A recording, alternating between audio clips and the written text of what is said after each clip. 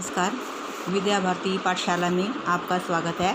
मैं आज यहाँ पर एक कहानी लेकर आई हूँ, एक कंजूस व्यक्ति और श्री हरि विष्णु भगवान की कहानी। इस कहानी में हम देखेंगे किस प्रकार भगवान विष्णु भी एक कंजूस ब्राह्मण से हार मान जाते हैं, और इससे हमें आशा करती हूँ कि आपको ये कहानी पसंद आएगी और हमें कुछ सीख भी देगी। एक बार बहुत पुराने समय की बात है, प्रयाग नगरी में एक धनी व्यक्ति रहता था।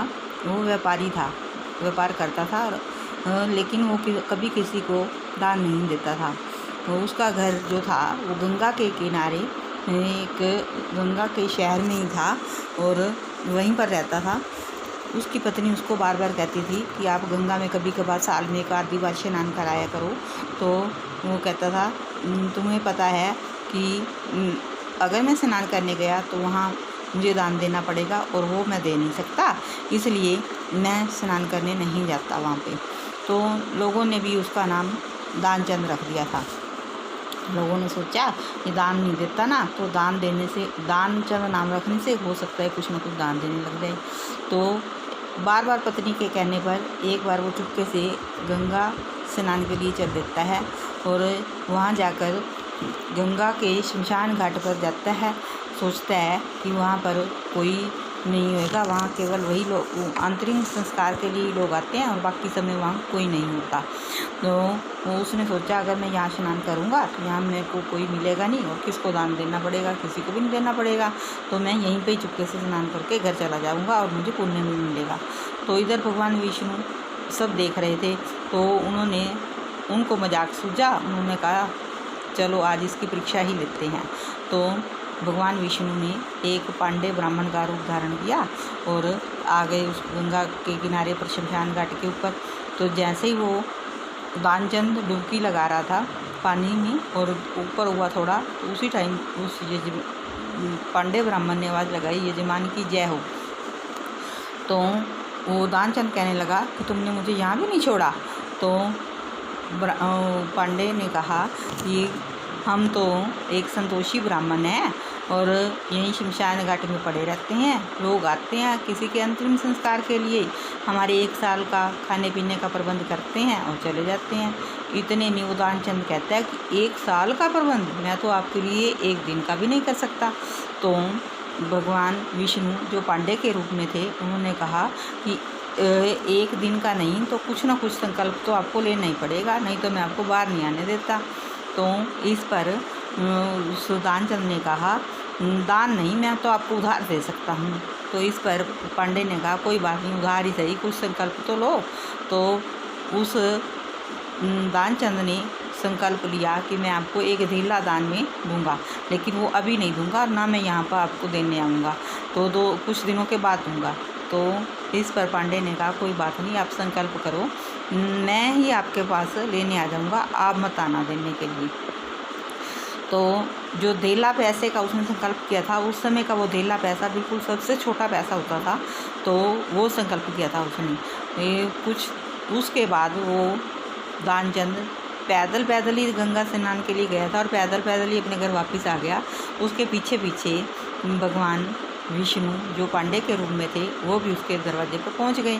तो दानचंद तो अंदर जाकर बैठ गया और इतने तक दरवाजे पर आवाज़ आई, यजमान की जय हो। तो दानचंद की पत्नी बाहर आती है और आकर देखती है कि यहाँ तो पांडे खड़े हैं, और जाकर अपने पति को कहती है कि बाहर पांडे जी खड़े हैं, क्या आप उनको कुछ संकल्प करके आए थे क्या? तो दानचंद कहता है जाओ उनको बोल दो कि मेरे पति तो बीमार हैं, 2-3 दिन के बाद आना।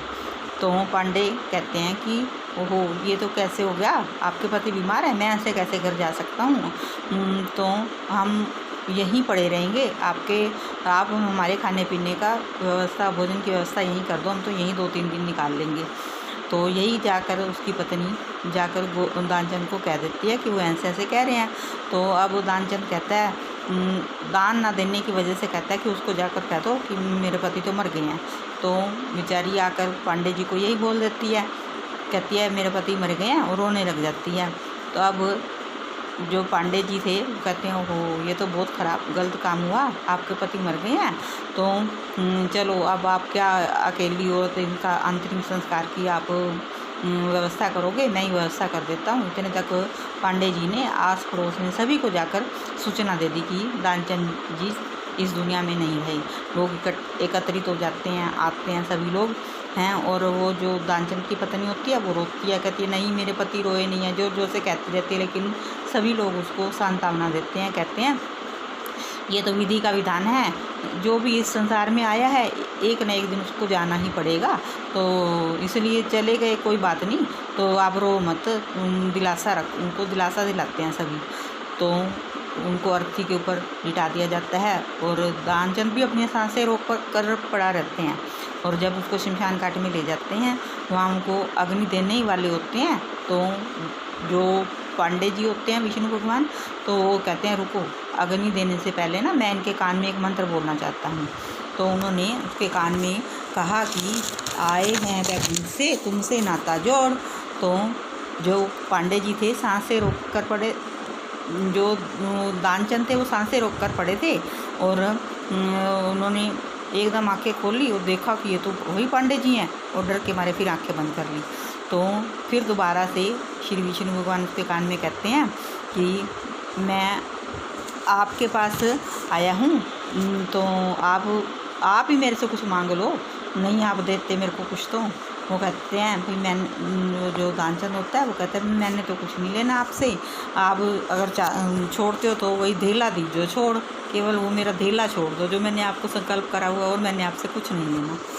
तो इस पर भगवान जो पांडे के रूप में होते हैं वो भी हार मान जाते हैं उससे, कंजूस व्यक्ति से। कहते इतना कंजूस, चिता पर पड़ा हुआ भी दान देने का नाम नहीं लेता, लेकिन वो अपना धेला भी जो मैंने संकल्प करा हुआ है वो भी छुड़वाने को कह रहा है। इस पर भगवान विष्णु मुस्कुरा पड़ते हैं, उसका धेला छोड़ देते हैं और चले जाते हैं। तो इससे हमें ये पता चलता है कि एक इतना कंजूस व्यक्ति जो भगवान के सामने आने के पर भी और भगवान के कहने पर भी ये नहीं कह सका, अब उससे कुछ मांग नहीं सका, और बल्कि अपना एक धेले को पैसे को छुड़वाने के लिए उनको कह रहा है कि मेरा धेला छोड़ दीजिए।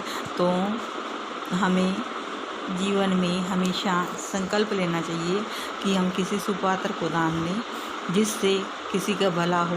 इतना कंजूस भी नहीं बनना चाहिए कि कभी किसी को दान ना दें, क्योंकि हाथ का किया हुआ दान ही हमारा आगे जाता है। हमें जीवन में कुछ ना कुछ अपनी आय में से दान देना चाहिए, समर्पण करना चाहिए। जय हिंद, जय भारत।